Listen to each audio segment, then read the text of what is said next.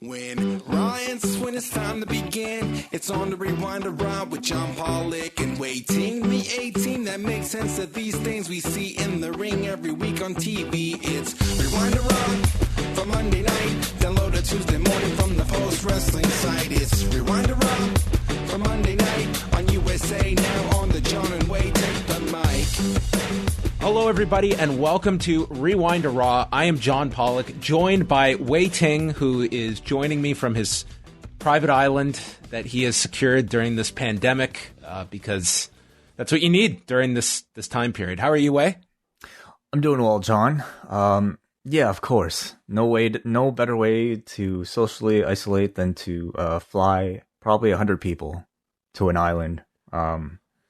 And I hope it's uninhabited, because I would feel terrible for all the people that are actually there. We're going to get into everything on this show. There's a lot to come. We're going to chat about Raw. We're going to chat about the Edge documentary. Lots of stuff to talk about. But we have to start off with Dana White. Every single day, there is something new. And now the latest is that on Monday, we mentioned this on Sunday, that he had said UFC 249 is a go for April 18th. Well, it is. They have a whole card that they have announced now, highlighted by Tony Ferguson and Justin Gaethje, where the winner will be the interim UFC lightweight champion. It's going to take place at an undisclosed location. They are not revealing where this is. It's believed to be somewhere on the West Coast, but we don't have confirmation yet where it's going to be, but somewhere in the U.S. Now, on top of that, I'm sure what every rational human being is thinking, well, wait a minute. What about all your international fighters? I mean, how are they going to fight right now? Well, Dana White has an answer for you. He tells TMZ, I have this venue for 2 months, and I'm setting up shop here. We're going to be pumping out fights every week. I'm a day or two away from securing a private island. I have a private island that I've secured. We're getting the infrastructure put in now, so I'm going to start doing the international fights too with international fighters, because I won't be able to get the international fighters all into the U.S., so I have a private island, and I'll start flying them into the private island and doing international fights from there. So as of April 18th, the UFC is back up and running. Oh my God. That's like some supervillain shit, man. What does he name this island? Is he gonna call it his own? The Dana White Castle of Fear. This is hilarious. Yeah, who would have thought all this work for a bunch of MMA? This is nuts, dude. It's just nuts. I think everyone is gonna get swept up from the comedy of this, but this is just another level of whatever backlash that there's been to professional wrestling. It pales. It pales in comparison to what is happening here. This is unbelievable. No, it's crazy. It's absolutely crazy. And I mean, I would say flies in the face of any other major sporting league. Who would go this far? That's crazy. So it seems like it's business as usual for the UFC. Right after this call with the president of the United States, where allegedly it was said that we're hoping arenas and stadiums can open up in August or September, Dana White said, we'll see about that timetable. I'm going to work around things. In some ways, it's sad to watch that this is the breaking point where I think even the mainstream media now takes a look at what the UFC has been up to over this past month and how adamant Dana White has been about promoting fights and getting these fights to happen. I think this headline is so ridiculous that even your casual media is going to take notice of this. And I think it is really going to shine a light on the UFC and the story of this company that their narrative was always running towards regulation, and we're run by the government. The government runs these commissions, and now we are going to be going to a unknown location in the U.S. and then sending people to the island of misfit toys to promote fights weekly. Throw aside all the concerns about these fighters that cannot be training anywhere near the adequate amount to be getting ready for these fights, that will be cutting weight, that will be traveling, that will be engaging in actual fights on top of this. It's just, I can't even wrap my head around this, of how the world is acting and how this little sliver of the world that just happens to be the beat that we cover is just immune to what is happening in the world. It's not. I have nothing more to say on this. This UFC card, we have the whole list of fights that the UFC have announced. So that is the April 18th card. Wai, you did some writing today. A fantastic breakdown, a deconstruction, shall I say, of the Firefly Fun House. This was really well done. Well, thank you very much. And thank you for all the people who have been sending kind words. I've just posted it not that long ago. I started writing this actually yesterday after talking about it on the show with you. And I feel like, I got most of my thoughts out there on the podcast, but then I was actually maybe sensing a lot of other opinions out there. And I was actually kind of disappointed that I feel like a lot of people, I would say perhaps didn't really, I think there were a lot of things that were missed, basically, in some of the criticism that I had heard. And I felt like it was an opportunity for me to share what I thought of it, so that hopefully people would be able to at least, maybe see a different perspective. So if you wanted to check that out, that's up at postwrestling.com. It's called Deconstructed, a breakdown of John Cena and Bray Wyatt's Firefly Fun House. I had a lot of fun doing it.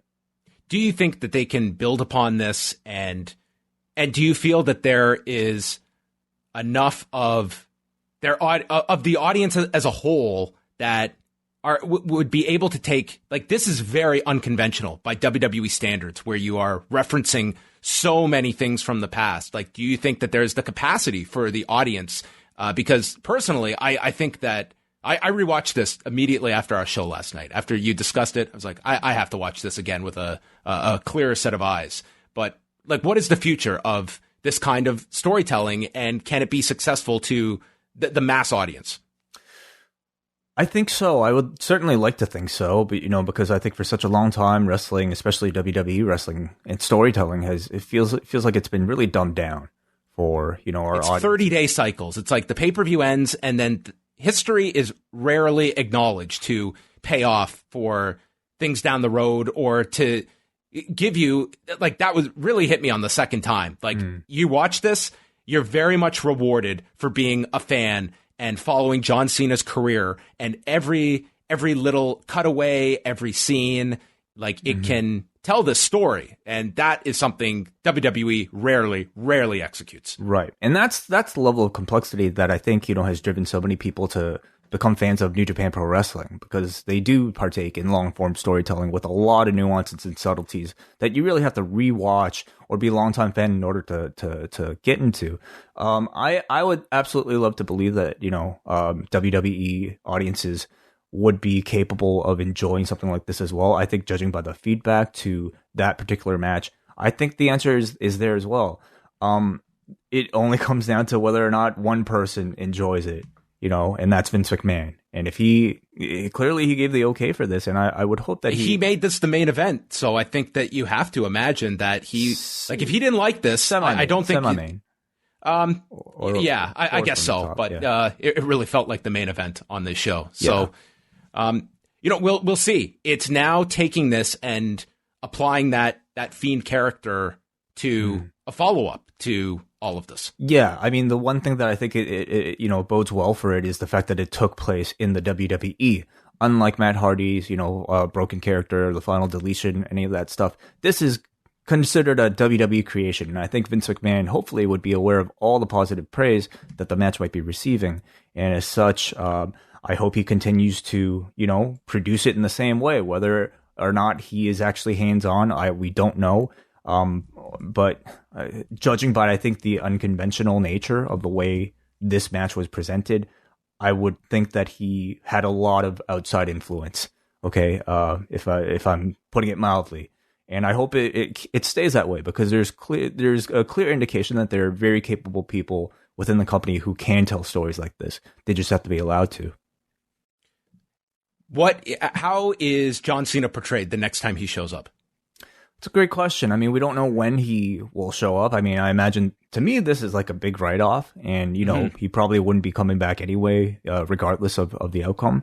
But the next time he shows up, I would certainly be disappointed if he's just kind of happy-go-lucky John Cena again without addressing some character change coming off of this. That's like a concern I would have, that 6 months from now, it's the exact same John Cena. And I hope maybe I should be wrong about this, or at least not be so pessimistic about that this follows the trend of, you know, what we have seen with Bray Wyatt's, you know, feuds, in that it leads to a character change, and this would be the ultimate one for John Cena. But I think he disappears for a long time, and 6 months from now, I mean, what is the story we always hear about Vince McMahon? No one's going to remember that once time passes. Like, he believes everyone has this short-term memory, and if he comes back and there's no change, I think that kind of lessens what you could have here. Right. Yeah. I mean, you know, the concern has always been you don't want to turn John Cena heel because he is your biggest merch mover. I don't know if you really have that concern anymore, you know, given his part-time status anyway. And, you know, I ultimately feel like Cena's next appearance will be dictated by the needs of the company whenever there's another big show, and really like his own schedule. And I don't even know if he would know when that would be. It could be as far as next year's WrestleMania or further. Later on, we're going to chat about the Edge 24 documentary, and we have a long episode of Raw to get through, but I shortened up the news today because we have a lot to get to. But our final thing here is that, well, we can actually go over some of the highlights this week coming to the site. We're going to, on Tuesday night, have a special review of Tiger King. Yes, we are, John. This is in lieu of our MCU review for the month. I believe we will be doing our Ant-Man 2 review at some point later. Well, John and I have to kind of discuss it. But in lieu of that, I think a lot more people were interested in hearing our thoughts about Tiger King, I would say the self-isolation viewing requisite, it sounds like. So it seems, hopefully by this point, most of you have already seen it. And if you want to hear our thoughts about it, you can check out the Patreon feed.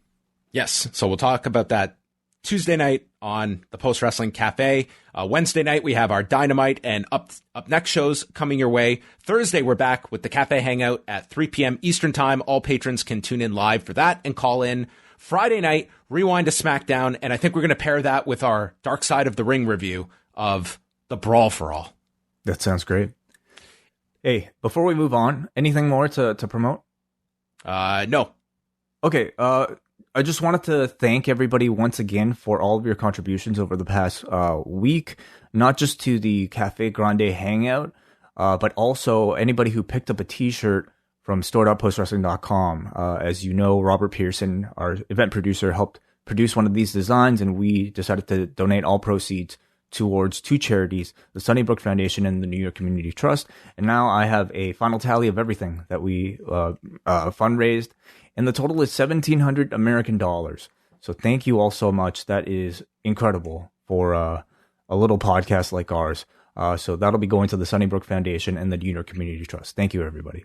Wow, thank you so much to everyone for your kind donations. That's a phenomenal figure that we were able to raise last week. So thank you to everybody for reaching out and contributing. I do have one final thing to promote, and we're going to hear a short clip of it.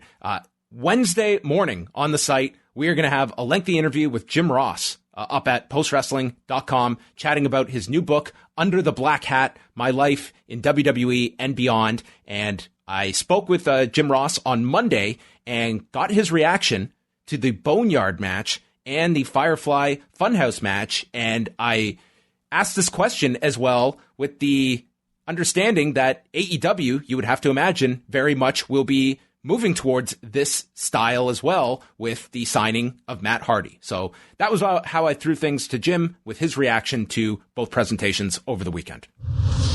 Well, considering that Matt Hardy was the guy that innovated that exact presentation alongside Jeremy Borash, who was also involved, I'm told, in the Boneyard business, I'd say I'd be all for it. Because between a guy like Matt Hardy and a guy like Chris Jericho, being able to call their own plays. Jon Moxley, they have broken that former WWE mold where you're very heavily produced more often than not, and so there's a lot of cooks in the kitchen.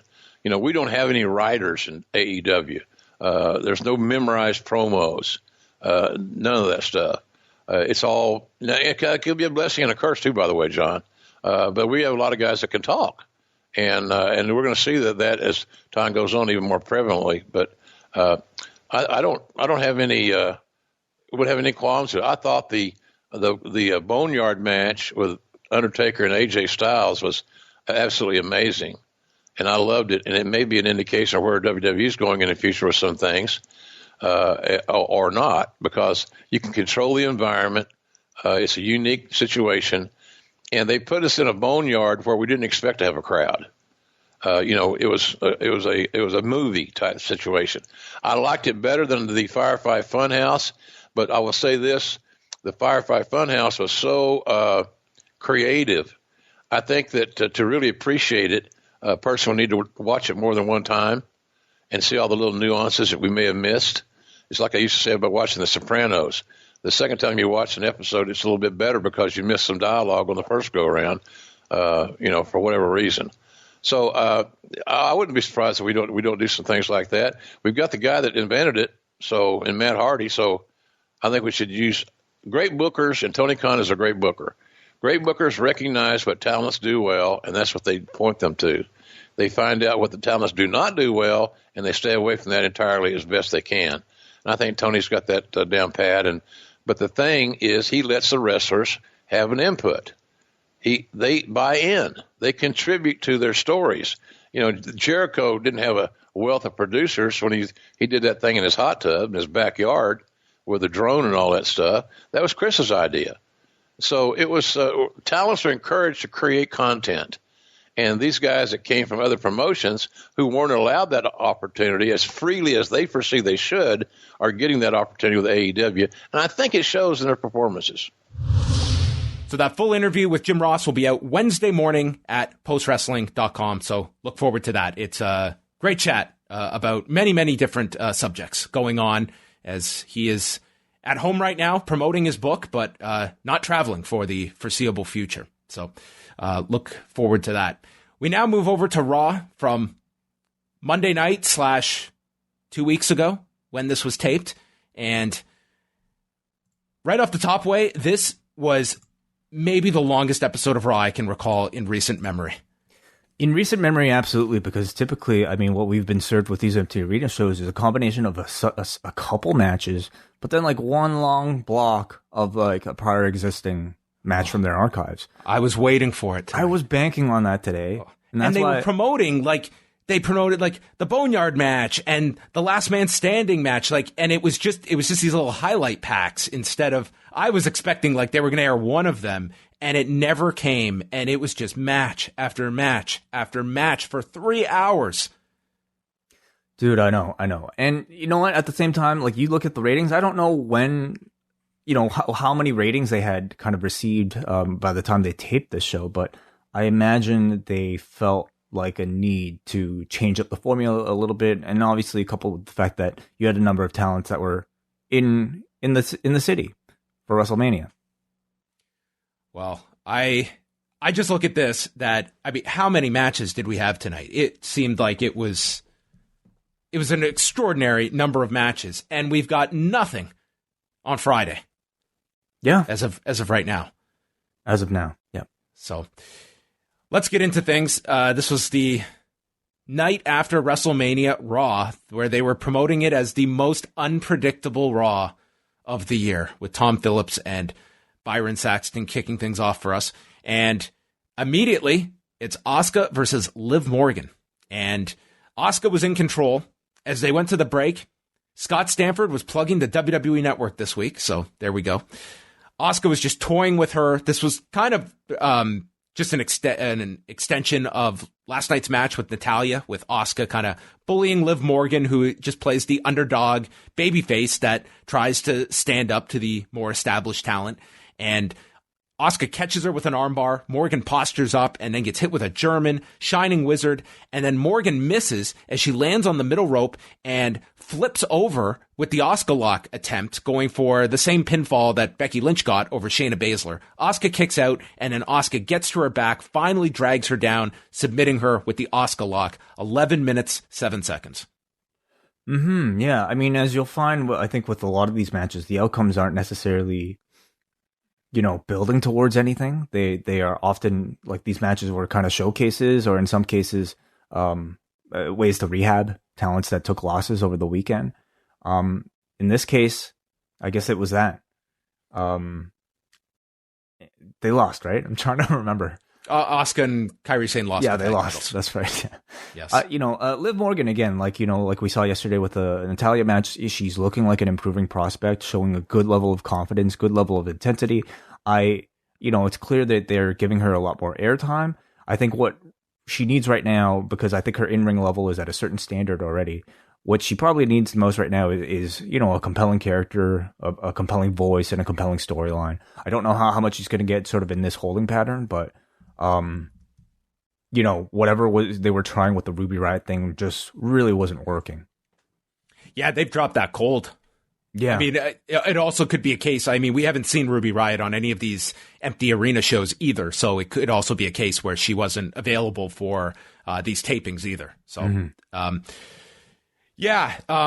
interesting to note tonight, like very little in terms of building up anything. Like there was no mention of Money in the Bank tonight, other than an offhanded remark by Big Show at the end. But nothing about qualifying matches or even promoting that's our next pay-per-view. It seems like everything was just in a holding pattern tonight. Certainly. Like you have to imagine throughout this week, I mean, I imagine Raw was really probably on the lowest of priorities, because at that point in time, I don't think that anybody knew if they would even be back for another set of taping. So I imagine it was quite difficult for them to, if they were faced with the challenge of having to promote to another destination. They showed Becky's post-match interview after she had beat Shayna Baszler on Saturday, has held the title for a year, and puts Baszler over, but thinks that Shayna underestimated her, and Shayna doesn't have her number, and if she thinks she got lucky tonight, then Shayna can try her again. And we cut to Shayna, and she's talking about the thrill of victory and the agony of defeat. The shrill of victory. The shrill? Is that what she said? She said it with her mouthpiece in.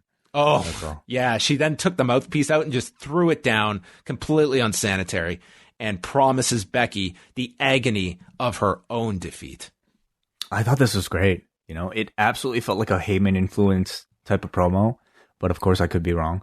But, I like this, the very simple structure and a very memorable response, promising revenge, basically. So, as a little segment to rehab Shayna following a loss, I thought it was very effective. Like, it was intense. It made me go like, oh my God, she was pissed off before, but now that she's lost, she might be even more pissed off. So they were saying how like these were taken from WWE.com. Yes. Well, at the very least, like in the case of Becky, I felt like, it felt very unscripted. It felt very improvised. And I know for .com, they often just like shoot stuff on the fly with their talent. And sometimes, especially in the case of like a Daniel Bryan, that ends up being the best stuff. So the fact that they were able to actually put onto TV some of those kind of looser interviews, I thought was overall an improvement on the quality of the interviews. Yeah, this was the post-takeover style that you'd see on NXT, where it was just taking the promos from the after the pay-per-view and running them here. And yeah, they had a very natural feel to them, I would say, by and large. The Street Profits versus Angel Garza and Austin Theory for the Raw tag titles were next. Garza and Theory getting a rematch for the titles. And the Profits attack both. We go through a commercial. The heels are in control of Dawkins. Then Ford gets the tag. This is the formula now for all the Street Profits matches, where we've got Montez Ford playing Ricky Morton. And Ford goes to the top, gets stopped by Zelina Vega, and the referee just throws everything out at 9 minutes, 41 seconds. Again, Zelina Vega goes to strike Montez Ford as Bianca Belair comes out once again and hits Vega with a spine buster. The Profits run off Garza and Theory, and Bianca announces, "I go here now," and cuts this great promo about being the EST, including the fastest, so Zelina can't run her or can't outrun her, and she wants a match. I thought a really great promo from Bianca here to introduce herself if people were not familiar with her. She sounded great. You know, I love her promo style. I love her voice. It's unique to herself. It is honestly like it's a hip voice, like, you know, amongst the sea of, I would say, I don't know. What are you trying to say?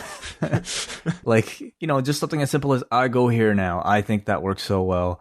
I love her as an addition to the Street Profits. You know, just even I would say for a casual viewer, you know, the knowledge that she is attached to this group and that she and Ford are a real life couple, I think immediately gives her like an identifiable character trait. So, you know, of course, like any new debut that occurs right now is kind of unfortunate given the lack of audience, but they do need that fresh blood more than ever. So we got the impromptu match with Bianca and Zelina Vega. Vega slaps her, and Belair, who towers over Zelina Vega. She is so tiny. Mm-hmm. Yeah, no, it makes her a good first opponent. Vega comes back with a dragon sleeper, and then Belair gets up to her feet, suplexes her, presses Vega in the air while she's squatting, and then Austin Theory gets on the apron, is yanked down by Ford, and they brawl into the ring. The match gets thrown out again after 4.5 minutes. So Montez Ford proposes a 6-person tag. I couldn't fucking believe this shit, dude. Dude, this is where I was just fixated on the clock, and that's all this felt like. It's like we are just running the clock on this show. And this was like where I just hit a wall. And this was the first hour. I thought like there are a lot of people that were in town, but clearly like, man, these 6 were like probably made up like, I don't know, 25%. Dude, this was a half hour of TV time. It was that ridiculous. They dedicated to the Profits with Garza, the whole contingent here. And the cheap way that they drag these segments out is just such a turnoff. 2 non-finishes in a row just so you can build to a 6-man. It's so lazy. We had a SmackDown promo that promoted nothing because, well, at this time they may not know what's on Friday. So the Profits and Bianca Belair against Garza, Theory, and Vega. Theory applies a rear naked choke onto Ford, who rolled free, made the tag to Belair. She hit a gutbuster, a handspring into a moonsault onto Zelina Vega. That looked good. And then Ford gets hit with a super kick on the floor. They fight to the back, and then Belair uses pretty much like a Dodon onto the buckle into the KOD and pins Zelina Vega at 5:27. So I think by and large, a good spotlight for Bianca Belair, who felt like the featured performer of the 6, but it was quite the trek to get to this ending. Yeah, Bella looked awesome. I mean, she, like, in-ring immediately stands out with her style. Again, very different, but very crisp looking. Very impressive handspring here. Just very impressive agility and just everything. So I thought she was great, but the way they framed this whole thing, I ultimately felt like the segment was a big turnoff. Just like, why not just, like, give me a straight match, man? Or, like, give me 2 straight matches rather than having to, like, just do your shenanigans. It kind of brought me back to, like, remember when they were having to fit those commercial breaks in there with the 2 out of 3 falls and God, all that. Remember bullshit. that? Remember those God. that month or two of just watching all that stuff. Seriously, like, talk about like a lack of respect for, I think, your audience, and a lack of respect for really just, like, to me, the sanctity of, like, trying to maintain this illusion that these are real life sporting events. Like, they're way too convenient. Like, these DQs are way too convenient to actually occur in any sort of believable sense. But anyway, yeah, that sucked. They recapped Alistair Black beating Bobby Lashley. Lashley was interviewed, thinks that he needs new management or a new wife. Imagine saying that in, like, an interview on national TV. God, this guy clearly is not concerned. Lana walks in and Lashley just walks off, and Lana asks Charlie, "What did you do to him?" So, as the drama unfolds between those two, Alistair Black versus Apollo Crews, the man who debuted the night after WrestleMania 32 4 years ago. Here he comes out, and I learned that he is coming over to Raw due to draft picks that were about to expire. This was the SmackDown make good from when they acquired Alexa Bliss and Nikki Cross for future considerations last October. Really? Which apparently had a time limit on them, so they had to compensate them for that trade for the future considerations, and it was Apollo Crews that Raw got back for Alexa Bliss and Nikki Cross. I guess I didn't even realize Cruz was on SmackDown. I had to think about it, and the only reason I remembered was, who was it? Who was the guy? Yeah, it was a Shorty G. Shorty G, that's who I was thinking of. Yeah, that's the only connection I had of Apollo Crews to SmackDown. That went nowhere. Remember Shorty G? I can't even barely remember that guy. You're right. I haven't seen him in a while. Yeah, that storyline went nowhere too. So at the beginning of this, each are trying to out-wrestle the other, and they're just battling for position, and I was really liking this. They went through their first commercial break after Alistair sat down and Cruz wanted none of it. And the big thing they were promoting all night long was WrestleMania was the most social event in WWE history. That was the big... What was their justification for that? What the justification was? It was to make it just sound big. I mean, how do they even get to that stat? I don't know. I would love to know the accounting firm that gets to that number, but I'm sure there is. I imagine if you did a deep dive into social media analytics, I am sure that is a thriving industry when it comes to construction of stats. All right. But whatever it was 13.8 million social, whatever it means. So I imagine it's like the Hulk Hogan crown jewel effect as well, that, man, this WrestleMania sucks. That's a social media engagement. So joke's on you. They come back. Black hits him with an overhead belly-to-belly on the floor. I'm not going to go through all of this, but I'm going to say 70% of this, the first 70%, I love this. I thought this was the best Apollo Crews match I have seen in God knows how long, and I really enjoyed this different type of style. And then they went to a second commercial break. I'm like, okay, we are clearly bulking up this match for as long as it can go. Cruz hit his spinning sit-out powerbomb. Black then leaped at almost like this flying knee bar attempt and locked it on while he had the figure four in. Cruz gets to the rope and he's eating these leg kicks. So he was selling his leg great. He could not put weight on it. He went for a standing moonsault and couldn't execute it because of the leg. But after he lands his enziguri, a third commercial break. I cannot remember the last time there was a match that had 3 breaks in it. So it would have been like a gauntlet match or something. Yeah, which I think is totally different than a singles match. But this was 4 segments, ending where Cruz comes off the turnbuckle, gets hit with a knee, Black sets up for the Black Mass, and it's stopped, and then Cruz throws a punch that Black ducks and hits the Black Mass. The total amount of television time for Apollo Crews, dude, in 2020, 27 minutes and 30 seconds. That's insane, man. For this match? Yes.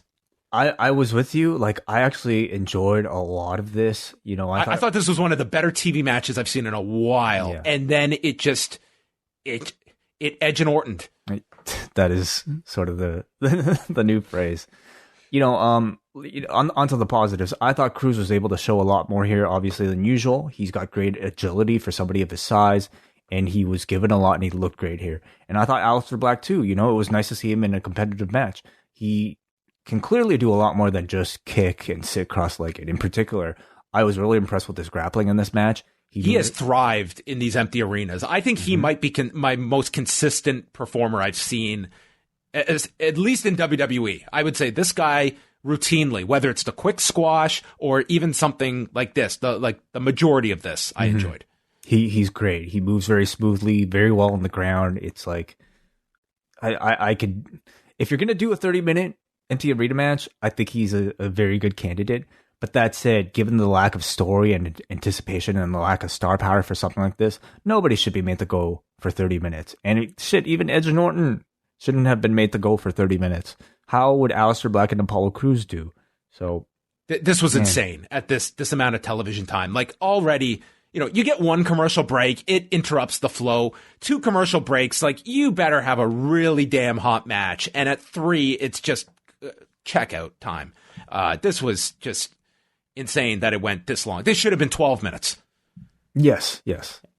Okay, so I mean, the other thing is, I guess they typically would have something to, air from their archives to build towards WrestleMania, I suppose. What could they have shown on Money in the Bank? Well, I guess they don't know if Money in the Bank is going to take place. You can still throw a ladder match on there. I don't think it would have been a big problem. They really could have shown anything if they wanted to. Like this to me, I don't want to watch Raw of 3 hours of these empty arena matches. This was very taxing to watch, especially coming off this weekend. Next was Ricochet and Cedric Alexander against Oney Lorcan and Danny Birch. Ricochet and Cedric are a really entertaining tag team. And what I needed at this point was a fast 3.5-minute match, and that's what I got here. I have no complaints about this. Lorcan and Birch are one of my favorite tag teams. Ricochet got the tag from Cedric and just had this great sequence, including a leaping Rana. Then Cedric came in, Manhattan drop that ended with a Ricochet shooting star, like doing tons of double team maneuvers. And then it ended with the Neuralizer. And then Ricochet hit the Benadriller, which Tom called the Recoil, which is a totally different move of his arsenal, but this was his GTS, and won it in 3:31. Brief little match. I think a continued introduction to Cedric and Ricochet as a tag team, and of course they look very good together. I think it's nice that they found each other for a tag team, but I am also just kind of still settling with like the disappointment I have of how much they gave up on Ricochet so quickly, or how they basically didn't really give him, in my opinion, a fair shake as a single star when I really thought he was going to be a sure thing. Yeah, he just seems like they feel like Paul London and Brian Kendrick. That's their role on the show, which, I mean, in this era, I mean, they'll probably get many more opportunities to have great matches, but there is a limit to this, I feel, on Raw. He's pigeonholed now, I would say, in this spot, and I think it'll be that much more difficult to convert him to a single star if that's, even their intent. Recap of Seth Rollins and Kevin Owens, and then we had Kevin Owens in a parking lot saying that the last 5 months of his career were hell. This started in November with Rollins. He just wanted him in the ring one-on-one, and it was all worth it for his WrestleMania moment. But now it's time to move on. He is here to stay, and it is always the Kevin Owens show. And he later said that this was his favorite promo of his career because it was his wife that shot this on her camera. No way. Yes. That's pretty cool. I think you should have... I should have told you. You could have given some a breakdown of this. I want the deconstruction. Like, was the headspace okay? I mean, I didn't sense any shakiness. She did a great job. There you go. A lot of talent in this family.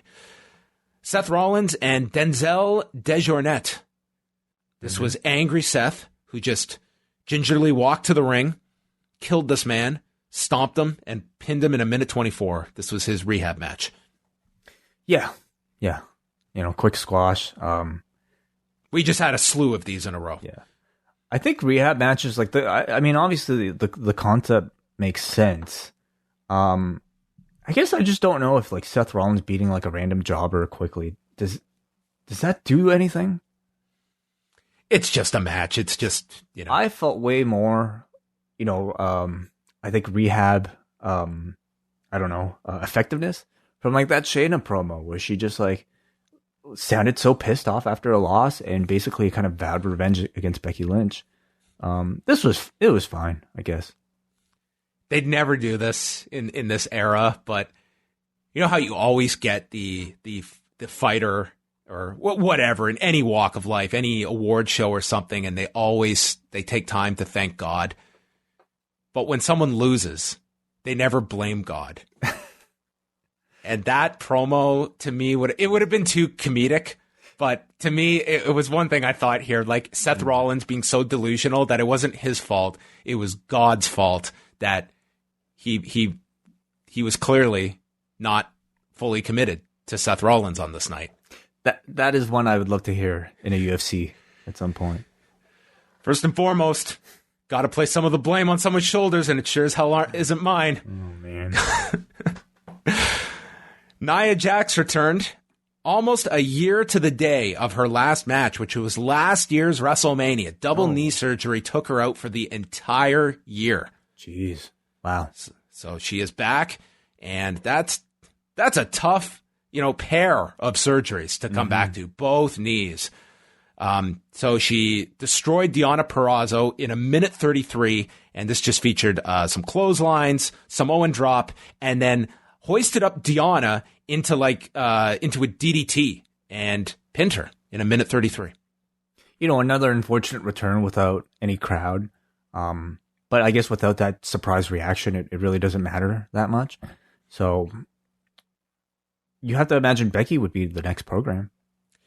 Yeah, they're clearly keeping Shayna there in the background, but maybe that's something you wait till you go back to that rematch, or you finish that and then Nia Jax is waiting in the wings for Becky. I kind of like let's go to Nia now and let's wait to do Shayna and Becky again. Right.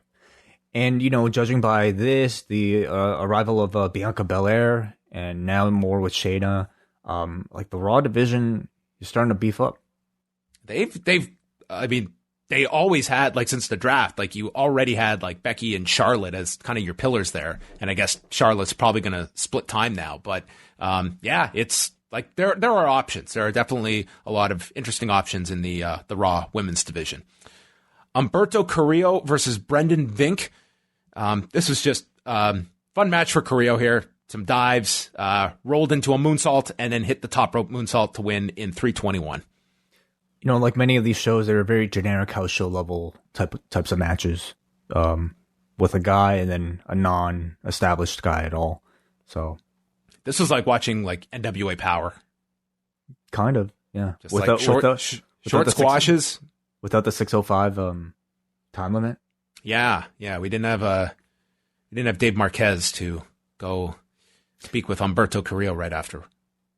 Yeah. So they've been on hiatus, eh? And they've been airing I think a lot of older stuff. Just old footage. To their credit, okay, they had a big special, but it was all geared around. Whoa, are you Sorry okay? about that. I was actually loading up the site. I thought it was the truth shall be heard. I thought this was the SmackDown interruption. No, it was not that. Oh, okay. But yeah, so they had a special that they had in the can and ready to air, but it was all building up to that Crockett Cup show. Mm-hmm. And with the Crockett Cup not happening, they didn't air the special. And I think that there is, I would not have cast any blame had they just run something that they had already spent the money on to promote and did the taping. Impact's in that same position where they're airing TV that's building up this non-existent rebellion that's supposed to be happening in 2 weeks. And I don't fault them. You have spent all this money on these tapings. I get why you're airing them. You have to fill this TV time. So there's no immediate payoff to it unless they come up with some option, because Impact, they're running out of shows that they have in the can. Well, what they do have is a video of Tim Storm talking about meeting Joe Exotic in 2016. So they do have that to lean on as well. Mm-hmm. Of all people to have interactions with Joe Exotic, Tim Storm, the nicest man in professional wrestling with Joe Exotic. They recap Charlotte Flair's victory over Rhea Ripley, and then Charlie interviewed Charlotte, who does not want to be congratulated. She talked about how her father had custom suits and said, it's not the suit that makes the man, it's the man that makes the suit. And it's the same with her being the woman that makes the title, not the other way around. Rhea was good, but she, like everyone else, had to bow down. Nice little short promo from Charlotte here, referencing, one of her dad's famous lines that fits perfectly, I think, with her situation right now. And I guess her next direction is kind of, I don't know what they do. Do they just extend this with Rhea Ripley? I would think so. I think you have brand new challengers for Charlotte from NXT and just kind of, make compelling. Well, you have the winner of that ladder match that they're going to air on Wednesday. That would be, to me, should be her first title defense. Yeah. Whenever they can tape all of this stuff. But yeah, there. And I think ultimately Rhea needs to beat Charlotte. I think that should be the person that ends up beating her. I agree. Then we saw Drew McIntyre winning the title, and all show long they're teasing the breaking news of the shocking footage that happened after Drew McIntyre won the title. Shocking footage. So we go to said shocking footage. The timeline of this is that it's been 20 minutes since Drew won the title, and he is brought back to the ring so Sarah Schreiber can interview him. In those 20 minutes, he has changed the plates on the belt. He thanks Paul Heyman for telling Lesnar to give him another F5 and deliver them all night long because it caused Drew's life to flash in front of his eyes, and how he's been knocked down, but he had to get back up, and Paul made him angry. And he got angry after each F5. And then the Big Show comes out with a referee. He says, "This is a big man's world, and you are not a giant." He tells Drew that you don't know shit about why I'm out here. I'm not challenging you for a title shot. I'm not challenging you for Money in the Bank. I just want a match. Drew said, "I'm not fighting right now." Big Show said, "Well, I see fear." And Drew says, "Let me say this slowly for you. There is nothing you can say that will convince me to fight you." So Show slapped him. And Drew said, "Okay, I'm going to fight you." And not only did he agree to fight him, the title's on the line. Big Show didn't even have to ask for this. He gets a title match right out of the gate. I don't know how that happened, because just because somebody slaps you and you fight back, is that you agreeing to defending your title? I mean, this, to me, the rankings, like the integrity of this championship committee is certainly in question. The granting of this title match for a guy that, I mean, what's he done? What's I think the most interesting is just how this idea came to be. The Raw after WrestleMania and our main event is a match that was supposedly taped 20 minutes after the conclusion of WrestleMania. How did this occur? And, makes you wonder why they didn't just wait till the next day. I mean, I spent the whole match thinking about this. It's like, why is this happening? Why are we watching a goddamn WrestleMania dark match? The best theory I can come up with is that one of these two was not available the next day, and they could not change the set that quickly. And they just had to do this with the WrestleMania set. I have no explanation. The other thing is, if you remember, this Raw was actually taped before WrestleMania. So, Yeah. So it could be that Drew wasn't in town or whatever. Like, whoever wasn't Big Show, maybe wasn't, I don't know. Well, you know what? It was probably the bare minimum people, and they didn't want anyone that didn't need to see Drew with the title. Exactly. That as well. That might have been it. And they had to do it before they did Raw and have the absolute least amount of people present there. Like we had. That's a crazy amount of fucking hoops to try to jump through in order to, present this Big Show versus Drew McIntyre match. That's insane. Yeah. Tom Phillips brought up Halloween Havoc 95. Didn't get on to the following month's pay-per-view, but nonetheless, Big Show yells at him, "I've been here 4 decades," which sounds, I guess, a lot more lengthier than saying 25 years. But he has technically wrestled in 4 decades, pending your definition of whether we are in a new decade in 2020 or he has to wait till next year. Wait a second, 4 decades and 25 years are the same thing? In this kind of math, it's 4 decades. I would say that means 40 years. Yeah. But he has wrestled in the 90s, the 2000s, the 2010s, and now the 2020s. That's where he gets the definition. Okay, got it. Yes. So he barely dips his feet into kind of like the two decades at the end. He wrestled for 5 years in 1 decade, and he's wrestled like once or twice in this current decade. Yes. Okay. So that's your clever accounting. Maybe it's Big Show that got to the social number that WrestleMania attracted. Why didn't he just tell us the number of days that he's been a wrestler? Let's do the math. How many years? 25 years. Okay, well, give or take a few days. He has been a wrestler. The Big Show has been a wrestler for 9,125 days. Is that right? That can't be right. Wait, 365. Let me do that one more time. That sounds right. Oh, yeah. Yeah. It is. I've been here for 9,165 days, and I'm not even including leap years, bitch. Oh, jeez. Then we'd know it would be a Heyman promo. So, dude, Big Show just beats the shit out of this guy for like 6 minutes and attacks his ribs, hits him with a Vader bomb, chokeslam is countered. Drew comes off the turnbuckle and is hit with a chokeslam, kicks out, ducks the KO punch, Claymore, and wins this in 6:55. And I was just so ready for Raw to be done at this point. Man, they needed a main event, and this is what they had. You have to wonder if this was always in the works for this edition of Raw, or if it was a last-minute choice. Who knows? That really is the most fascinating part about all this. But, yeah. It was I imagine a very trying edition of Raw to put together under very strange circumstances. Like taping it before WrestleMania. Yeah, they were... to be honest, I just think, like, my biggest complaint of this was not even, like, the logistics of it. It was just, like, the sheer amount that the amount of work they created for themselves. There were, like, 10 matches on this show. God, lean on your library a little. Regardless of, like, I think this show is going to do very poorly tomorrow. I can't imagine the after WrestleMania bump is going to be really of any significance. I imagine this is by far going to be the lowest post-Mania Raw in years and years, if not the lowest. Yeah, I would anticipate that myself. At the same time, I'm just like, they've had a number of weeks to try to, like, play with this format and play with kind of this strange kind of set of circumstances. Yet, at least on Raw, we haven't really seen anything that much more creative than, your generic wrestling match or, archival footage, and then the occasional interview.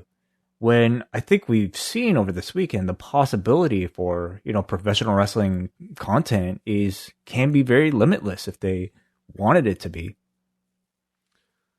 There's certainly, I think, if they end up doing more tapings this week, the idea of introducing newer elements, that's something I would lean on. Like, these shows are not going to be perfect. Like, they're going to have negatives to them, whether it's a lot of empty arena matches, whether it's, being forced to rely on old content that some people, that's just going to be a tune out for.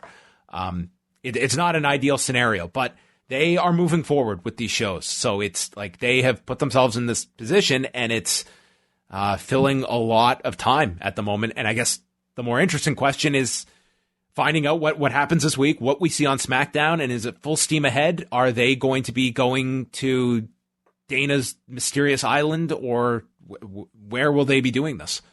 I feel like Vince would probably want to ask what the rate is to rent a chunk of this island. Just imagine that presidential call on Saturday, and hey Dana, you got a minute after? I wanted to throw some ideas by you. This Florida stay-at-home thing is causing me some problems here. I understand you've got an island.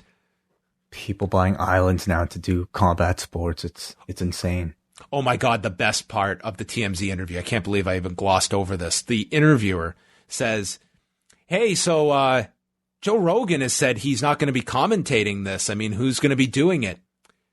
Joe Rogan never said that. It's the media. The media, they listen to these podcasts and then they write all this stuff. Joe Rogan's calling the show. And somebody put a clip of that immediately followed by Joe Rogan, actually, like the exact clip of him saying, I'm not calling that show. That's hilarious. Dude, he's out of his mind. He is absolutely out of his mind. It really is, like, concerning how somebody with so much power can be so messed up.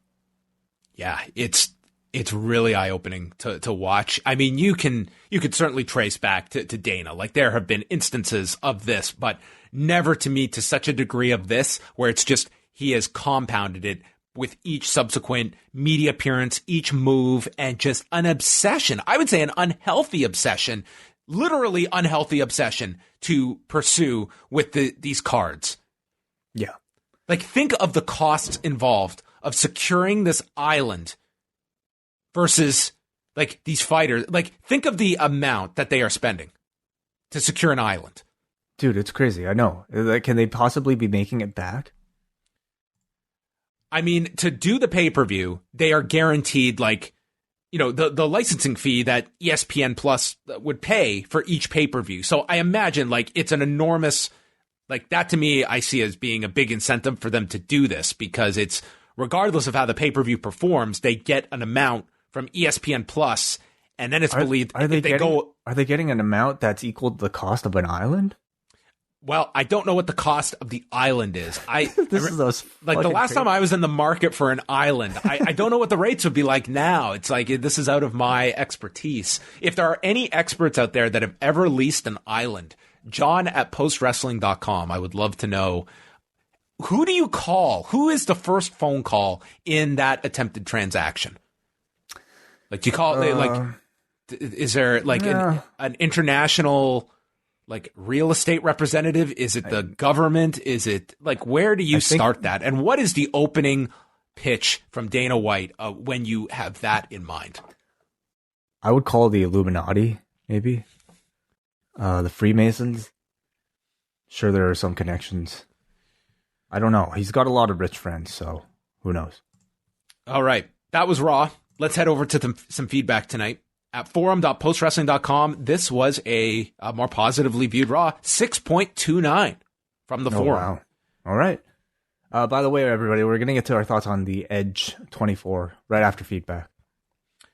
We start with Alexander from Portland. Was the 6-person tag match the biggest match we've seen competitor-wise since the empty arena shows? I was curious just how many people WWE would have in the Money in the Bank ladder matches, and judging from what we saw earlier, I feel like they'll limit them to 6 participants each. What are your thoughts? In this COVID-19 world, how many people can be put into one match before too much of your audience base is uncomfortable? Well, they're doing the ladder match on NXT. That's 6. With a referee, with people ringside, with production. This was, I believe, before everything kind of went down, but they did that 10-man on 205. That's right. That would be the most, I would think. And then, like, even for that, and then they did the 24/7 segment on Sunday night with lots of people involved. Right. Yeah. I mean, the number 10, like, to be honest, like, there's always more than 10 people there, everybody. Like, if you notice not just the people in the ring, but the crew that's backstage, or like, you know, where the lighting is and the camera and everything, there's always, it's not, I don't think they're really sticking to, you know, necessarily a hard and fast 10 rule, more so than they are just trying to limit the total number of people, period. I mean, I can't go into, like, there are stores I can't go into if another person is in there. Like, it is limited to 1 to 2 customers in the entire store. Mm-hmm. You either think this is absolutely insane to begin with, or I don't know if you're placing much thought into it, that it doesn't bother you. I think those are the only 2 options at this point. I don't think there's much in between. I will say, I don't think they will go beyond, maybe it is the number 6. Before they, you know, are probably concerned about facing any sort of, like, criticism from their audience for having too many people. You're not going to see a battle royal right now, right? No, and they specifically eliminated those. Yeah, and even like a number 10, that'll probably be too much. But a 6-person, maybe that'll be the limit. We go to Nick, who says, somehow the Raw after Mania felt like an improvement over the regular that the company had been presenting over the past last weeks.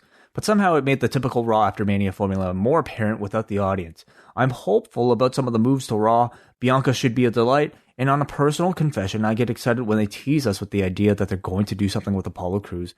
And I can only hope that they don't crush my dreams too much. Could you see that being a big send-off for Big Show? Or does he still have a few years left to give in the ring? I didn't view this as a send-off for him, but I think at most you're going to see an extremely limited presence of a Big Show.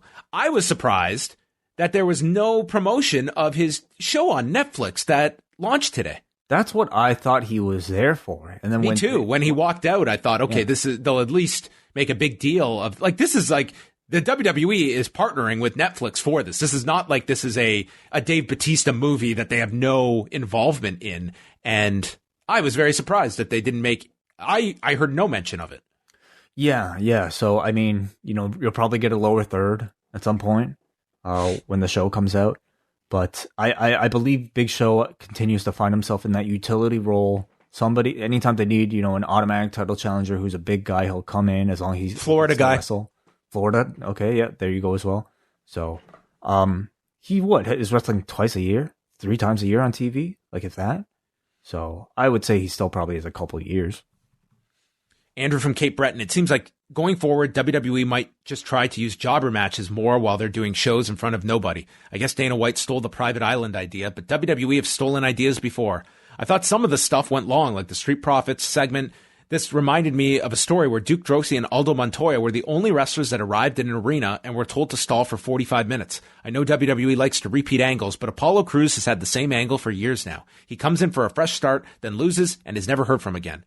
Low light of the night was Byron Saxton with a damn dirty lie about the Big Show and Drew McIntyre match being the first time that happened at a WrestleMania. Nobody will forget what a terrible person Hulk Hogan was stealing the belt at WrestleMania 9. A 5 out of 10 show. Oh, that's what I thought Big Show's inspiration was. He must have watched his WrestleMania 9 tape, and then it was like, what? Screw this like Royal Rumble stuff. I'll just show up after the show. Didn't have the powder, though, from Mr. Fuji, so he was unsuccessful. How many brands has Apollo Crews switched? Oh, he's been bounced all over the place. I mean, I thought he debuted on Raw when he was called up, because it was the Raw. It was the night after WrestleMania. I don't think it was the SmackDown. Right. But he's ping-ponged back and forth. He was on, I know he was on Talking Smack because there was one time Daniel Bryan called him Apollo Creed. These are the ways I remember Apollo Crews. It's like bloopers. I kind of have it here. Okay, so he debuted on Raw, then moved to SmackDown with the first draft, and then the next year went to Raw, and then became a part of Titus Worldwide. That's where he was Titus Worldwide, right. And then after that, he went. Wait a second. SmackDown at the last draft. I guess so. Yeah, I guess he went to SmackDown because he's been on SmackDown this whole time. 2019, and then now back to Raw. How memorable! All right, dude, he's been on the main roster for 4 years. He's accomplished nothing. It's so sad to say for a guy that talented. Is it Andrew or Jalen? Jalen from Pickering says, I only caught bits and pieces. I continue to feel for Drew as everything they've done with him has been good on paper and with the crowd, but underwhelming in execution. But I guess that's the best case scenario at this point. Charlotte's promo was hilarious as her main roster run is using titles and signature wins to prop her up. After seeing the Asuka dance, she is definitely the best thing in these weird wrestling times. Jesse in Taipei, I'd just like to say that my initial reaction to the Firefly Fun House match was, that was weird. But after hearing Wai passionately describe it and then reading his essay deconstructing it, I now believe it was the greatest storytelling segment in wrestling history. Great job, Wai. If there's anybody clever at WWE.com, they will offer to buy your essay and publish it on their site as an accompanying piece to the match. It greatly enhanced my enjoyment of it. Oh, that's very kind, Jesse. Yes, it was an essay, I guess. We joked about yeah.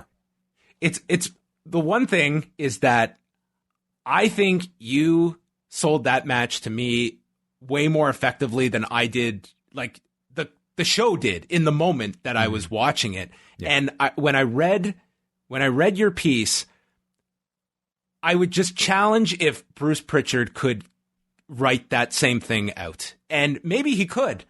I don't know. I can't speak for Bray Wyatt. Bray, I think, certainly has like a deep understanding of all this, but it's just hard for me to imagine Bruce Pritchard seriously penning this essay. I think judging by prior work, I can absolutely I would agree that it is nothing like, the work of Bruce Pritchard in the past. So Vince McMahon explaining your essay to the, this is the vision we have. Well, this is my feeling is that and even if you've seen the way that they had, their announcers kind of talk about these things, and I don't know if the announcers by this point had even seen the Firefly Fun House match, but their kind of reactions to it were very much more just what a weird thing. you know? Like, I don't even know if the producers of the shows themselves know the level of complexity and depth that exists in a segment like that. So, you know, to me, it's at the very least clear that two people understand, and then that'll be the Bray Wyatt and John Cena, and probably some of the other producers and the editors that worked on the thing as well. But it really does feel to me like it's one of those segments that was like, hey, you guys do whatever you want with it, and then just show it to us, and if we like it, we'll air it. And I guess they liked it. And we should add that Dave Meltzer did add that it was, you know, Bruce Pritchard was heavily involved in it with Bray Wyatt, and that John Cena also put in like a lot of input too for some changes as well. So that did seem to be kind of the, you know, if you want to assign credit, like those three seem to be the principals. Okay, I stand corrected if he's involved with that.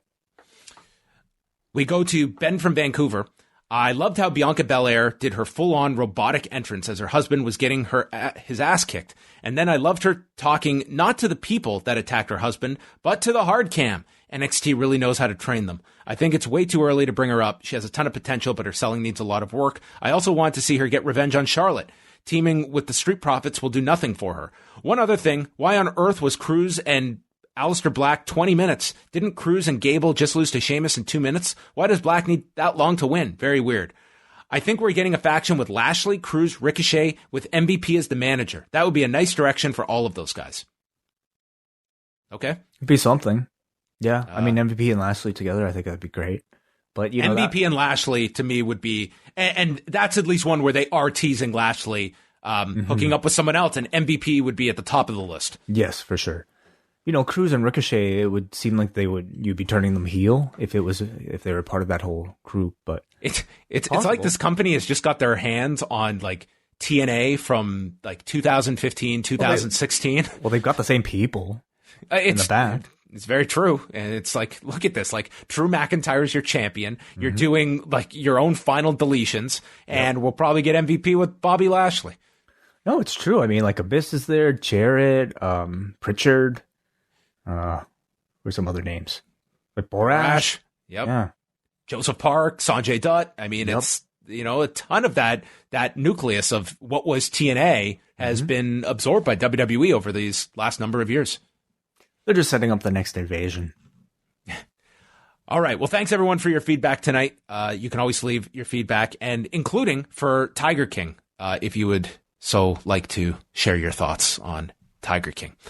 Let us finish off the show with what I thought was, well, I would say one of the best things the WWE has produced. Way you may not have even thought it was the best thing they produced that day, but Edge, the WWE 24, the Second Mountain.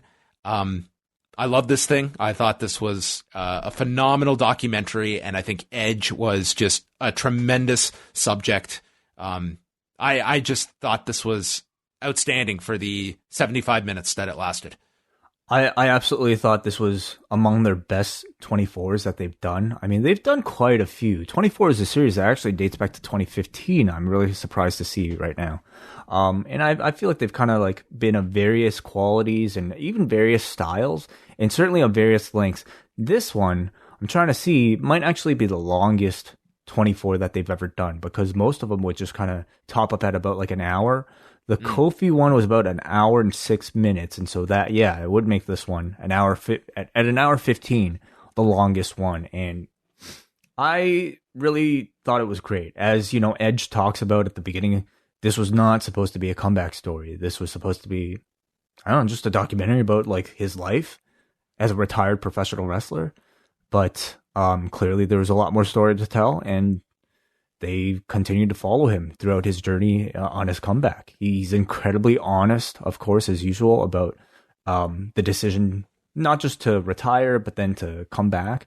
And they did play that footage of the mountain bike crash from the Sheamus YouTube video. Like, how lucky are they? Like, I mean, obviously not lucky. Oh, dude, it's WWE. It's like they... Well, this was Sheamus, but, you know. Yeah, but I mean, just the fact that it was on camera, that they got to be able to utilize it for this. I mean... That would have been, you know, you would just be begging to see that if he was constantly talking about that bike crash being the first kind of hint of him even opening his mind to this possibility and what it blossomed into. And the timing of it all, it happens a week before he's going to be in Toronto to close his mother's estate, which just happens to be when SummerSlam is also taking place. And by happenstance, it's like, oh, I'm going to go and, say hi to everybody and do this promo segment where he maintains that, he was not cleared. It was designed to be a promo segment, and he ends up getting into the ring, giving Elias a look, and delivers the spear. And do you think that was called on the spot? Do you think he didn't talk to Elias before? I believe him, because I heard like the week after that of people that you would certainly believe would have been looped in if that was going to be happening, and were very surprised that he did that. So I believe it when he says that. Wow, because that could have gone terribly. What if Elias is like, "What are you looking at me like that for?" I mean, to me, it's like the only thing would have been if it was like Vince being the only one that knew. But that idea, that like any notion of that, to me was dashed the second we saw Beth's reaction. Yes. That was clear that she did not know, and there's no way Edge is doing that without, if it was a planned spot, not telling her. So I 100% believe Edge's story in this, that he was not cleared. Certainly some of my favorite moments were seeing Edge interact with Beth. I mean, they are a couple that, as we've known for a long time, but they're a couple that didn't form until Edge retired. And, with the two of them, I would say largely kind of being out of the spotlight, except for Beth, being a commentator. And the connection to the Air Canada Center. I never knew that story. Like when you think about, like, Beth came into the company, like she was in OVW and then came up, I think she got called up around like 2007. So, I mean, they were there in the company together, like their time overlapped, but they didn't really have much of any kind of relationship until they started talking at the Edge Appreciation Night that year. And I think we were at that show. I think we were too. Yeah. But, it was nice kind of getting this little document about their history together, because as far as I know, that hasn't really been discussed too much. And to get to see some of their family life, and you kind of really do appreciate these people for like the difficulty of having to juggle both their in-ring careers as well as just daily life, trying to manage, a travel schedule with raising two children at the same time. I thought that was some of the best stuff in the show is, seeing Beth Phoenix just talk about just, getting so emotional. It's seeing how hard her husband's working. And to me, like the camera that's on her as Edge is coming out for the Rumble, where you see tears in Beth's eyes. I mean, that's love, man. That was really nice. I don't have this experience that you do, but if you were in that position, would you be uncomfortable shooting that? Or do you feel that you're ultimately, she deep down probably wants that to be part of this, to be documented? There's certainly moments of like, that I've had where like, it feels really personal, and you definitely have to ask yourself if like you should be respectful right now. At the same time, if you're backstage at a WWE show where there are a million cameras around anyway, I think, and if you're I think it's assumed in this environment, like there is always going to be some camera there. Like there's no privacy. Especially if you're a wrestler who's used to it, and especially if your husband's getting a documentary made out of you. I think if you're like in MMA, I feel like you would maybe run into a bit more awkwardness. But when it comes to professional wrestling, you're talking about people who are just like, who are trained to be in front of a camera, and I would say most often know exactly what the end product is supposed to look like. So I would feel less hesitation for something like this. Yeah, it was very, it was a cool shot that they had, being able to shoot her doing this. I loved all the stuff like at home with their family. In many ways, that kind of to me was like the part I enjoyed the most about just seeing this individual in Adam Copeland, that it's very clear to him that like, this is a guy that so clearly has his priorities in order. Like this wrestling thing is nice. This comeback is really cool, but this guy is like, this is his priority, is being at home. And I think that that's easier said than done for a lot of people, that they spend their careers on the road, and it's not always the easiest home life. And this is a guy that seems to be extremely grounded. Well, Daniel Bryan, I think, as a maybe a more popular case as of late, where I mean, even his story is pretty much documented about dealing with depression, as you'll see on Total Bellas.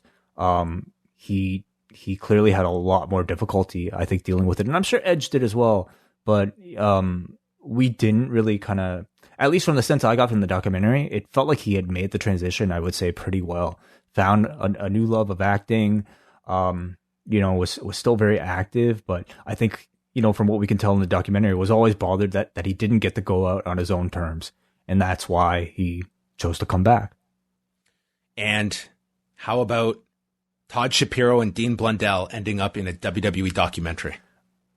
That was oddly, I know that sounds really weird, but it oddly just made sense. We're talking about a Toronto guy. It's Edge in Toronto. On the edge. Exactly. It just seemed to fit.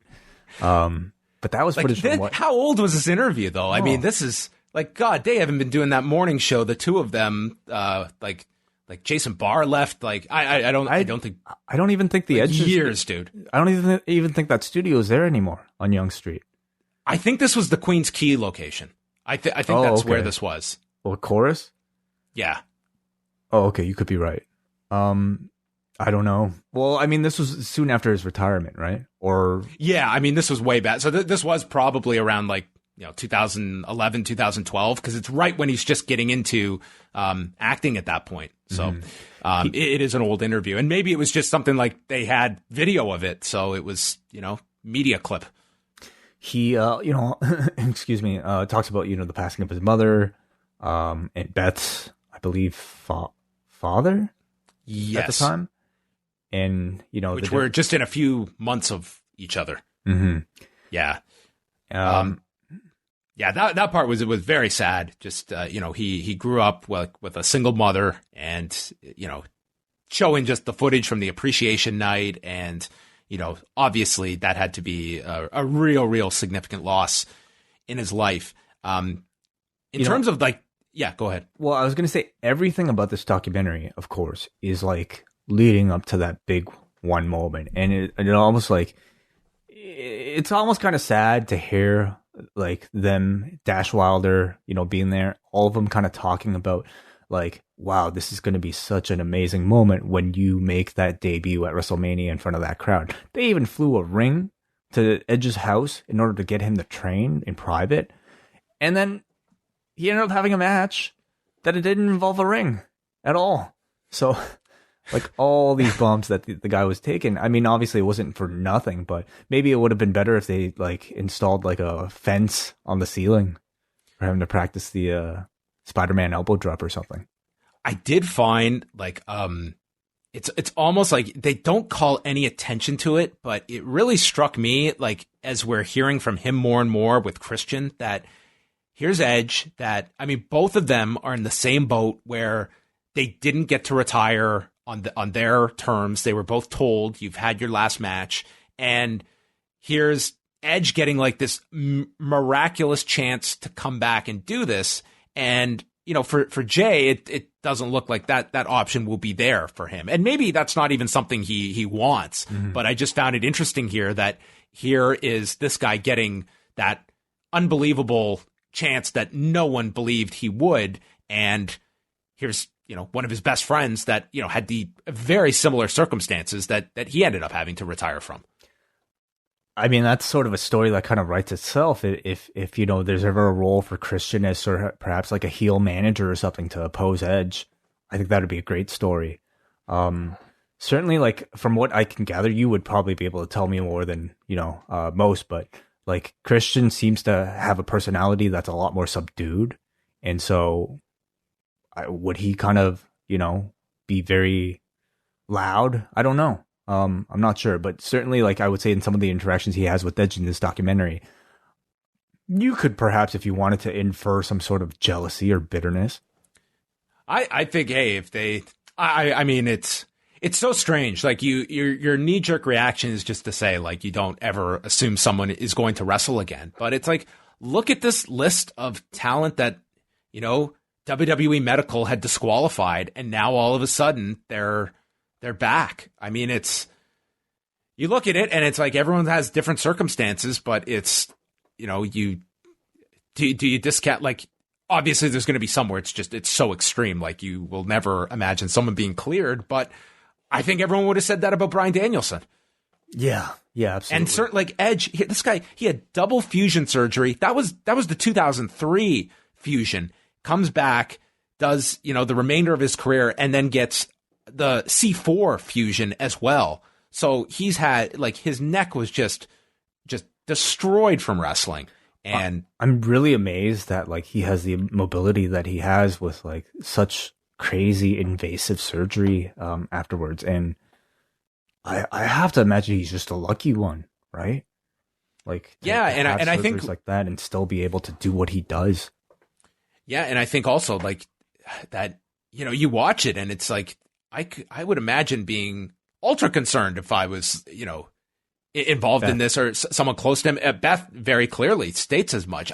That to me was one of the most emotional parts of this, was when she was talking about, like, Edge's mom, like the final thing she said to Beth about please take care of my son, and that burden that she has on herself now of wanting to see her husband have this dream come true, but at the same time concerned about his health and this promise she made. I mean, this was extremely, like, a very emotional documentary to watch.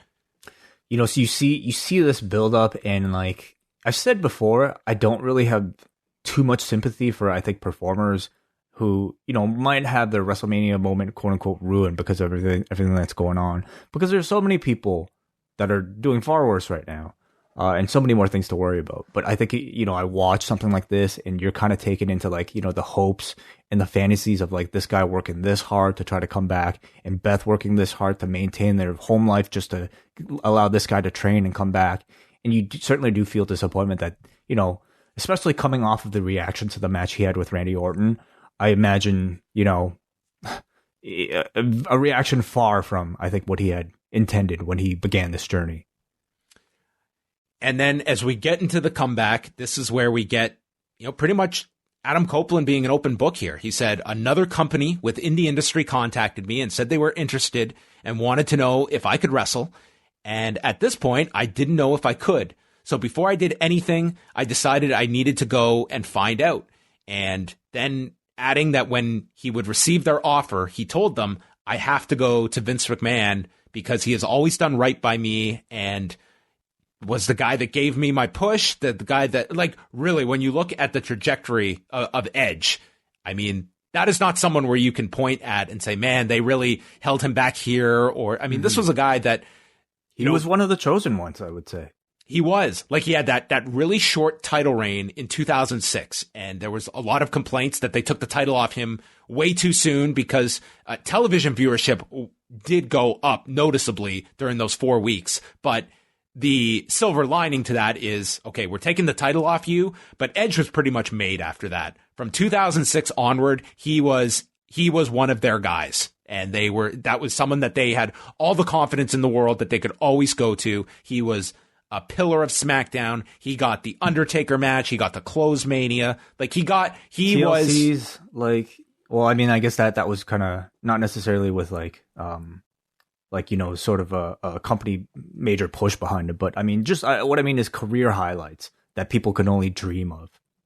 Like, this was a stellar career that had it ended. I mean, it's like you're looking back on it and it's like, this is a pretty goddamn complete career. And, that's why you look at now of what the goals are for him. It's like, it's a whole fresh slate of guys he can work with. That certainly has to be enticing. Well, I certainly noticed, like, somewhere in this match or in this documentary, he talks about his run possibly being for a couple of years. It wasn't a one-match thing. No, I mean, he has signed a multi-year deal, and it's expected it's going to be, he's not going to be wrestling weekly or anything like that. But I think you're certainly going to expect him to be, like, look at the shape he has gotten himself into. And I think that I would not expect him to be a once a year kind of guy. I think you're going to see him, like, mixed in throughout the year. Do you expect him on these empty arena shows? For a promo, yes. I would not be wasting a match of his in this setting. That would be so sad, honestly. It'd be honestly sad. No, what if it was like a Money in the Bank? Like, what if it was like one of their... I'll be honest, I do not ever want to see that guy in a ladder match ever again. Oh no, not. Wow, man, I could definitely see them promoting that though. Edge returns. I would really hate that, and I would hope that he would have the sense that, like, you see him in this documentary explain, like, there are things he will not do any longer. I would think ladder matches are maybe the number one thing, because he has always been outspoken about that. He did dive off of like a number of things. He did a lot recently in that particular match. Then after, like, they pretty much, like, they don't go into specifics about the deal, but they reach one with Vince McMahon. He gets cleared by Dr. Maroon, who was the same doctor that had medically disqualified him in 2011. And he met with various doctors, gave Beth the news that he was cleared, and then it's off to the races. Like, he's getting in shape. We see him go to WWE headquarters where they are openly, like, filming him. He's meeting with all these people. I mean, it's pretty out in the open here. Yeah, I'm surprised that I guess it was kept pretty, behind closed doors, but clearly a lot of people knew. I mean, there was, like, we look back, like, there was, like, reporting on it, like, through Dave Meltzer, through Mike Johnson, and I think, like, there were definitely indications the week of the potential of him showing up in the Royal Rumble. So I would not say it's, like, this out of left field surprise, like, certainly. And, I mean, he even acknowledged it. Was it in the documentary or another interview? It's in the documentary where he talks about, like, the reports that are out there. Like, Edge was spotted in Pittsburgh. He must be seeing Dr. Maroon. It's like they were right on the money. Like, that's why he was there in Pittsburgh. So, anyway, the ending is just him getting ready, incorporating Dash Wilder here, which I thought was really interesting considering this guy is, it feels like he's on the doorstep out of the company, and was featured here as, like, getting the ultimate endorsement here from Edge, and being this guy that he's known for years, that he took his DVD to John Laurinaitis and recommended him. Well, maybe they could have blurred his face out. They got wind of this. It seems like these guys have a great friendship. This is, I guess, one of those things where it feels like the network stuff has a lot more leeway than I'm sure if this was like, a TV presentation. Yeah, and worked in his line as well. No knock on anybody, but I'm not coming back for a 40-second match. Well, that was proven. Maybe he's shooting some angles here on this documentary too. What do you mean? I don't know. Him and Goldberg, him and Lesnar. Oh, got it. And then we ended with the Foo Fighters. Yeah, they got the Foo Fighters to do this. Man, are they friends or something? He's a big Pearl Jam guy. I don't know what his affinity is for the Foo Fighters. I mean, I don't think I've ever met anyone that dislikes the Foo Fighters. Yeah, I don't dislike them. By the way, pretty neutral band. I would say so. Kurt Cobain, I believe it was the anniversary of his death yesterday or 2 days ago. April 4th? 5th. Oh, it was the 5th. Okay. He would have been basically 4 decades of the Big Show's career old. Yeah, that was like over 10,000 days ago. Yes. But 94? 94. Yeah. I believe that this will tie into 102.1 The Edge. I think, like, for a lot of people, I wasn't listening to the station at that time. I was like 10. But Alan Cross, I think, came on the air and announced that he had died. And I think for a lot of people, that was the first that they heard of it. Like, think of in 94 how news is spreading. That's insane. Wow. Yeah.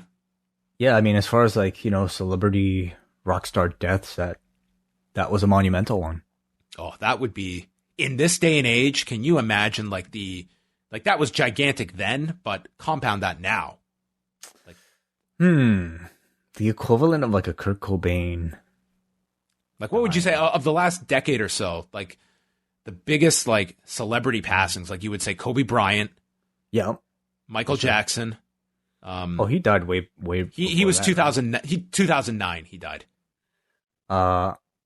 You'd have to ask. I don't even know who the big celebrities are right now. Did Amy Winehouse die this decade? She died within the decade. 2011. Yeah. I mean, is that? I don't know. That one was.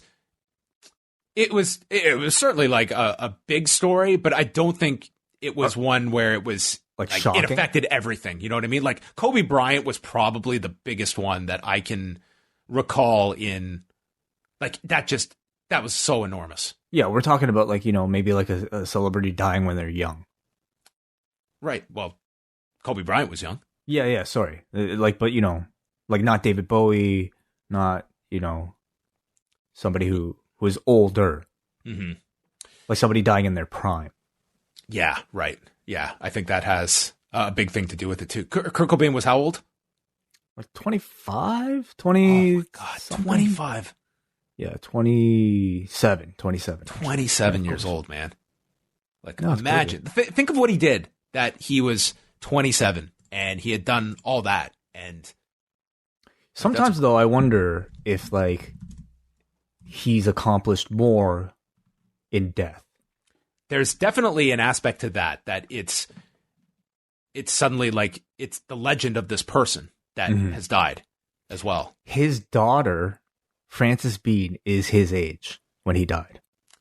Wow. Yeah, that puts into perspective. Crazy. Biggie was 24. Died on my birthday. 24. Wow. Yeah. No, that's amazing. Like the amount of impact he's had. That's crazy. Well, I don't have a segue to wrap up the show, but thank you, everybody. Go watch this documentary if you have not seen it. I really believe it's one of the finest things that the WWE has put out. What my final question is, when it comes to year-end awards, okay?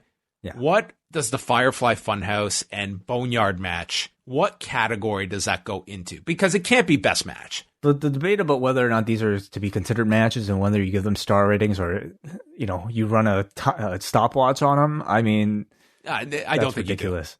Like but whether or not it's a match is up for debate. Because what is a match? What are the what are the qualifications for something to be considered a match? Does a bell have to be rung? Does it have to take place inside a ring? Does it have to have a pinfall?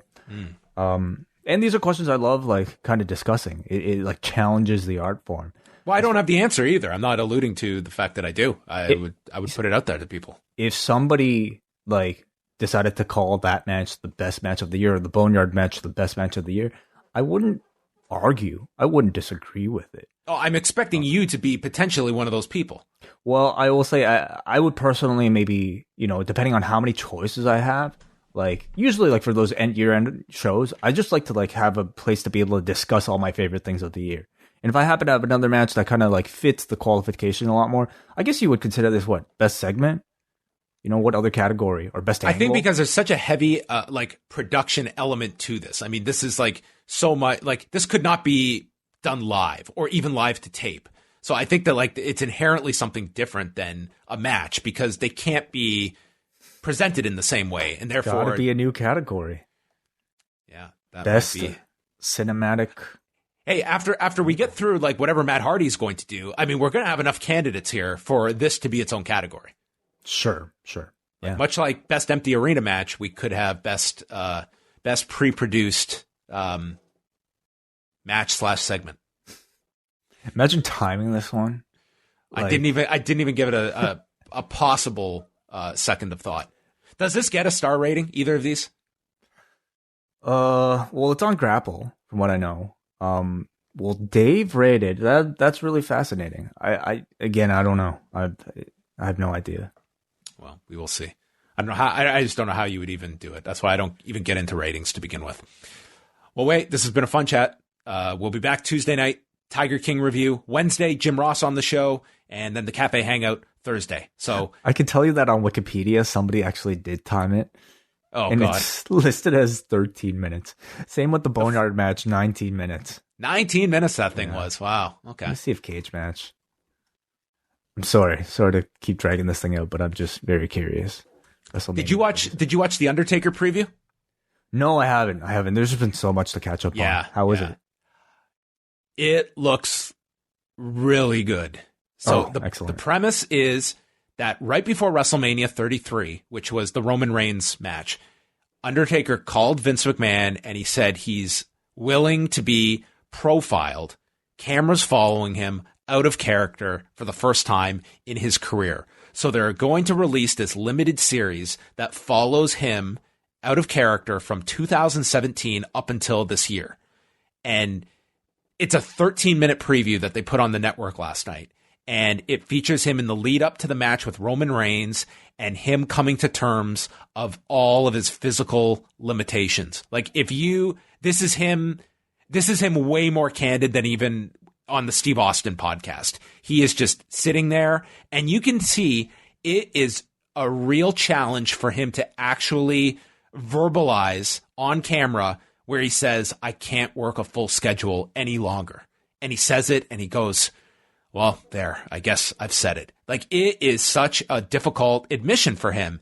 And everyone is interviewed for this. They've got Vince McMahon doing a sit down for this. Wow. Mick Foley, Michelle McCool, Edge, Bret Hart, everybody. Like, this is, to me, going to be the WWE's version of like your finest 30 for 30. Like, that is what this is trying to be presented as to WWE fans. And I think that it looks incredibly engaging. Like, this could be very, very good because it sounds like it's going to be Mark Calloway just completely open and candid about his limitations and his struggles. And think about the ground that covers. Like the Roman Reigns match, that was pretty disappointing. He does the retirement that's not the retirement at that year's WrestleMania. Then he goes through a really smoke and mirrors match with John Cena the next year. There's the Goldberg fiasco last year. Like, think of these 3 years. Like, there have been some good points for him, but a lot of age and injuries slapping him in the face, I think. And to watch this 24 hours after you watch this guy arguably steal the show at WrestleMania on that first night, it kind of led me, like, after all this discussion about adding years to this guy's career, like, that's a hell of a way to end things off. Like, you could certainly argue that Taker and AJ was the thing that stole the weekend for people. Yes, absolutely. But it's because it's a match type that seems to, and like a way to, do a Taker appearance that fits so well for him that I think for the first time in years, you're having people clamoring for more of this version of The Undertaker. Maybe that's how you go off the stage while everyone's on their feet clapping. Wouldn't be a bad way. By the way, Cage Match does have a time, 18:18 for the Boneyard match, and none for the Firefly Fun House. How do you because I always would think about this naturally. Like, what? There's no bell. Is AJ getting out of the hearse the signifier? Is the first point of contact where it starts? God. And what is the ending? Like, is it when the fist goes up in the air on the bike? Is it when Metallica plays on the way out? I mean, what are the bookends of the Boneyard match? We gotta ask Jimmy Corderas, I think. Not to mention the fact that there were like replays in this thing. Like, they were like editing this so that like they were playing with the concept of time within it. It wasn't even a linear thing. I will say, after this weekend, this is all I want, okay? I don't know if WWE is ever going to give us a guest ever in our history, but if there's one thing I want, if they come to me and they say, hey, you can have anyone you want, John, anyone on the roster, we're going to give you one interview, okay? You post-wrestling guys, you can have one interview, and then I never want to hear from you. I would say, you know what? I want Bray Wyatt, and I want Wai Ting to interview him.